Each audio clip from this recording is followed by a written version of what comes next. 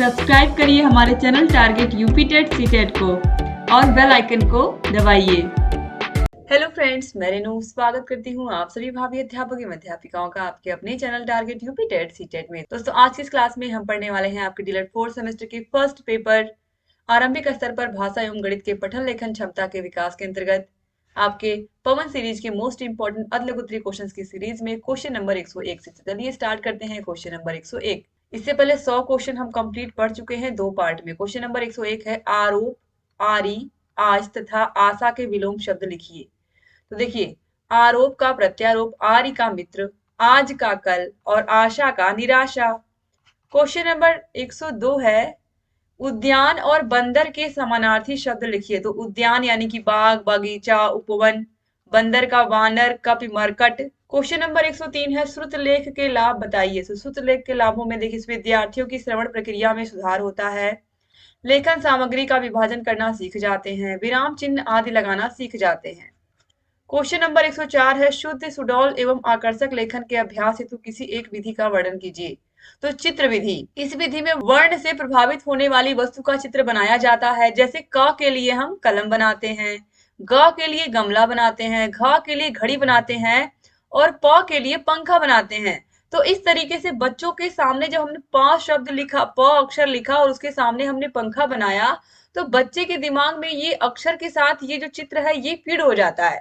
और इस तरीके से जो चित्र विधि है, कहीं ना कहीं इससे बच्चों को बहुत फायदा होता है। छोटे बच्चों को हम इस तरीके से, आप देखिए जो छोटे बच्चों का क्लासरूम होता है, नर्सरी के बच्चे, बेबी क्लास के बच्चे या जीरो के बच्चे होते हैं जिन्हें हम कहते हैं, या जो बाल वाटिका के बच्चे होते हैं, अगर हम प्राइमरी की बात करें, तो वहां पर क्लास को बहुत अच्छे से हम सजाते हैं। उसमें हम अच्छे से सजा करके कविताओं को लिखते हैं, सुंदर सुंदर चार्ट पेपर चिपकाते हैं। ठीक है, तो ये सब करते हैं।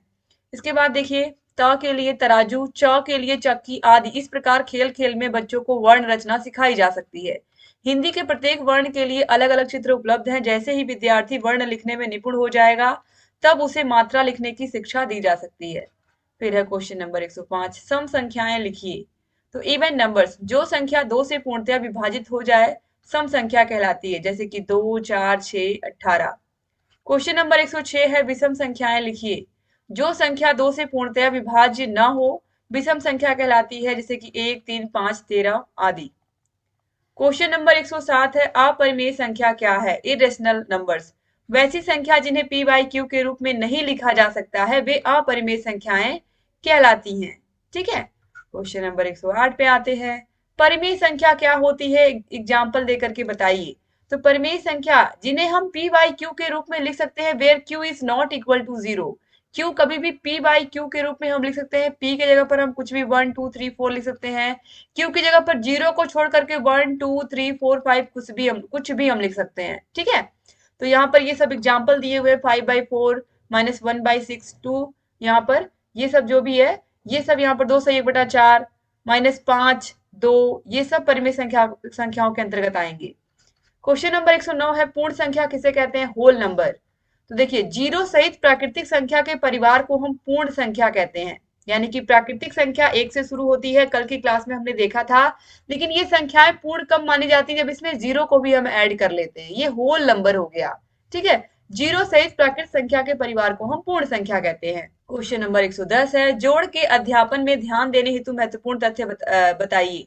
तो जोड़ के अध्यापन में ध्यान रखने हेतु महत्वपूर्ण तथ्यों में जोड़ के अध्ययन में प्राकृतिक वस्तुओं के रूपों को उदाहरण स्वरूप भी प्रयोग करना चाहिए। प्राथमिक जोड़ संबंधी तथ्यों का पूर्ण ज्ञान अत्यंत जरूरी है। स्थानिक मूल्य के समुचित ज्ञान के बिना जोड़ की प्रक्रिया का उचित प्रकार से समझ आना मुश्किल होता है।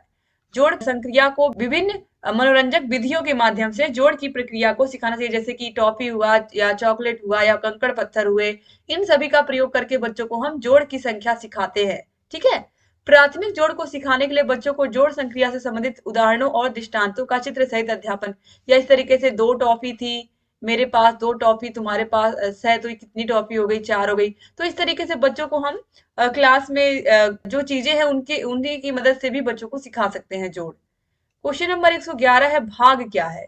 भाग का अर्थ है बंटवारा, अर्थात जो बार बार घटाने की क्या है, प्रक्रिया। जैसे गुणा है बार बार जोड़ने की प्रक्रिया है, वैसे जो भाग है वो बार बार घटाने की प्रक्रिया है। क्वेश्चन नंबर 112 है, घटाना का क्या अर्थ है? किसी संख्या में दूसरी संख्या कम करना ही क्या होता है? घटाना। जैसे कि 5 में से हमने 2 संख्या को कम किया तो ये कितना हो गया? 3 हो गया।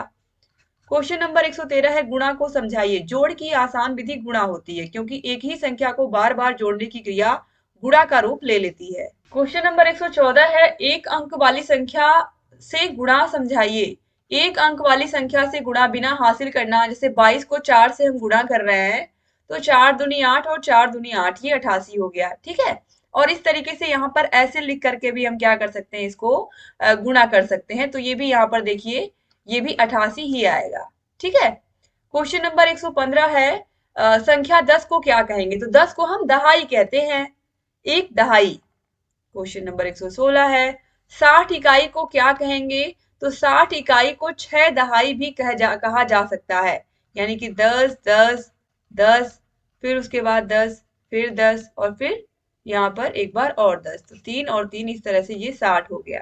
ठीक है, तो क्वेश्चन नंबर 117 है, 80 में कितनी दहाई है? तो 80 में 8 दहाई है। इकाई दहाई, दहाई यानी कि 8। क्वेश्चन नंबर 118 है, 3 अंकों की सबसे बड़ी संख्या क्या है? तो 3 अंकों की सबसे बड़ी संख्या 999। इसके बाद 4 अंकों की सबसे छोटी संख्या हमें मिलती है जो कि है 1000। क्वेश्चन नंबर 119 है, 2 अंकों की सबसे छोटी संख्या लिखें। तो 2 अंकों की सबसे छोटी संख्या 10 है। क्वेश्चन नंबर 120 है, एक सैकड़े में कितनी दहाइयां होती हैं? तो एक सैकड़े में 10 दहाइयां होती हैं। क्वेश्चन नंबर 121 है, लेखन का अर्थ बताइए। मन के भावों एवं विचारों को लिपिबद्ध करते हैं तो इस प्रकार की अभिव्यक्ति को लेखन कहते हैं।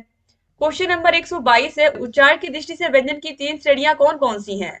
तो स्पर्श व्यंजन, अंतस्थ व्यंजन और उष्ण व्यंजन, यही है। क्वेश्चन नंबर 123 है, अयोगवाह के 3 प्रकार लिखिए। तो अयोगवाह में अनुस्वार, अनुनासिक और विसर्ग आते हैं और ये बार बार एग्जाम में पूछता है, ये बहुत इंपॉर्टेंट क्वेश्चन है। क्वेश्चन नंबर 124 है, विकारी शब्द लिखिए। तो जिन शब्दों के प्रयोग लिंग वचन व कारक के कारण के अनुसार परिवर्तन आ जाता है, यानी कि जिन शब्दों के प्रयोग में लिंग वचन व कारक के कारण परिवर्तन आ जाता है उन्हें हम विकारी शब्द कहते हैं। क्वेश्चन नंबर 125 है, हर्ष स्वर के आधार पर हिंदी ध्वनियों के नाम लिखिए। तो हर्ष स्वर में कौन कौन आता है? छोटा आ, छोटी ई, छोटा ऊ और री। ये चारों ही हर्ष स्वर है जिनको बोलने में एक मात्रा का समय लगता है। क्वेश्चन नंबर 126 है, जीवा के आधार पर हिंदी ध्वनियों का वर्गीकरण कर उनके नाम लिखिए। तो देखिए, समृद्ध में आता है छोटी ई, बड़ी ई, ऊ और बड़ा ऊ। अर्ध विवृत में ए, ओ और अ। विवृत में आ और अर्ध समृद्ध में ए और ओ आते हैं। क्वेश्चन नंबर 127 है, री स्वर का उच्चारण स्थान क्या है? तो री का उच्चारण स्थान है मूर्धा। कंठ, तालु, मूर्धा, दंत, ओष्ठ, ऋटुरसाणाम मूर्धा, यानी कि री और ट वर्ग का जो उच्चारण स्थान है वो मूर्धा होता है। क्वेश्चन नंबर 128 है, उष्ण व्यंजन क्या है? लिखिए। तो जिन वर्णों के उच्चारण में वायु उच्चारण स्थान से छूकर सीटी की ध्वनि के साथ या थोड़ा सा उनको बोलने में ऊष्मा निकलती है, जैसे कि श, श, स, ह। तीनों श और ह यही क्या है? उष्ण व्यंजन है। इनको जब हम बोलते हैं तो हमारे मुख से ऊष्मा निकलती है। ठीक है, तो ये उष्ण व्यंजन इसीलिए कहलाते हैं। उष्ण मतलब गर्मी। 2019 और 2016 में पूछा हुआ प्रश्न है ये। क्वेश्चन नंबर 129 है, अनुनासिक स्वर को परिभाषित कीजिए। जब स्वर केवल मुख से बोले जाते हैं तो उनका रूप साधारण होता है, परंतु जब स्वर नाक से बोले जाते हैं तो उनके ऊपर चंद्र बिंदु लगाया जाता है। ऐसे स्वर नाक से बोले जाने के कारण अनुनासिक कहलाते हैं, जैसे कि उंगली, आंधी, चांद, गांव, ये सब क्या है? अनुनासिक के उदाहरण है। क्वेश्चन नंबर 130 है, हलंत से क्या अभिप्राय है? तो हलंत से अभिप्राय है आधा वर्ण या स्वर रहित वर्ण। जैसे क के नीचे हलंत लग गया, यानी कि क में स्वर नहीं है, अब ये आधा बचा है केवल। जब किसी व्यंजन को स्वर रहित लिखना होता है तब हम ये हलंत का प्रयोग करते हैं। ठीक है, जैसे ख के नीचे हलंत लगा दिया, ग के नीचे हलंत लगा दिया। क्वेश्चन नंबर 131 है, अंग्रेजी वर्णमाला में कितने वर्ण होते हैं? तो अंग्रेजी वर्णमाला में 26 वर्ण होते हैं। क्वेश्चन नंबर 132 है, च वर्ग की ध्वनियां कितनी हैं? तो च वर्ग की ध्वनियां च, छ, ज, झ, इ, यही है। 2016 में ही पूछे हुए सारे प्रश्न आप देख रहे हो। क्वेश्चन नंबर 133 है, गुणा में कौन कौन सी संक्रिया होती है? लिखिए। तो गुणा में गुणनफल, गुणज, गुणक यही होते हैं 3, याद रखिएगा। क्वेश्चन नंबर 134 है, सस्वर पठन से आप क्या समझते हैं? स्वर सहित वाचन सस्वर वाचन कहलाता है, अर्थात लिखी हुई विषय वस्तु को देखकर सस्वर पढ़ना सस्वर पठन है।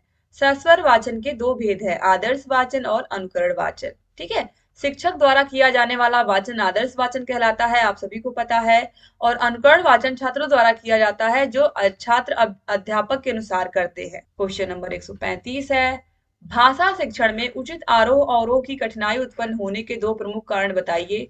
तो भाव को समझकर न पढ़ना, धारा प्रवाह का अभाव, मूल भाव के विपरीत पठन और शीघ्रता से पठन।